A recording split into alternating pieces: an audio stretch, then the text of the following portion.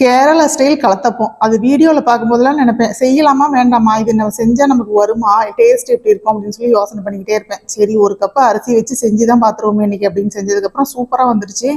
ஒரு கப்பு பச்சரிசியை நல்லா கழுவிட்டு 3 மணி நேரம் ஊற வச்சுட்டேங்க. அதை ஊறினதுக்கு அப்புறமா மிக்சி ஜாரில் சேர்த்து அரிசி கூடயே 2 ஸ்பூன் வடித்த சோறு, 2 ஸ்பூன் தேங்காய், 2 ஏலக்காய், இது எல்லாத்தையும் போட்டு நல்லா அரைச்சி வச்சுக்கிட்டேன். வீடியோவில் பார்த்து ஜீரகம்லாம் போட்டிருந்தாங்க, நான் ஜீரகம் போடலைங்க. இப்போ இதுக்கு அரைக்கிறதுக்கு 1 கப்பு அரிசி எடுத்துருக்குறோம். கணக்காக 1 கப்பு தண்ணி விட்டு அரைச்சிக்கலாங்க. அதுக்கு மேலே தண்ணி ஊற்றக்கூடாது.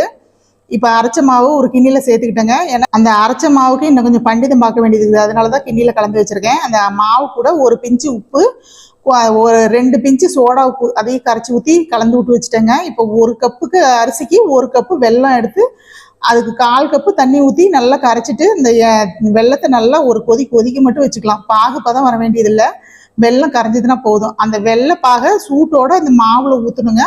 சூட்டோட ஊற்றும் போது அந்த மாவு வேகக்கூடாது, அந்த மாதிரி பார்த்து ஊற்றிக்கிட்டு இப்போ ஒரு குக்கரை அடுப்பில் வச்சுக்கிட்டேன்.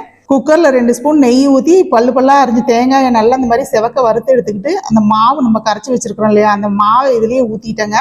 ஊற்றும் போதே பார்த்தா பாதி வெந்த மாதிரி தெரிஞ்சுது. அப்போ அது மேலேயே நம்ம வணக்கி வச்சிருக்கிற தேங்காயை போட்டுட்டு கேஸ்கெட்டு விசில் எதுவுமே போடாத அப்படியே குக்கர் மூடி வச்சுட்டேன். பக்கத்துலேயே ஒரு கல் காய போட்டிருந்தேன், சப்பாத்தி கல்ல.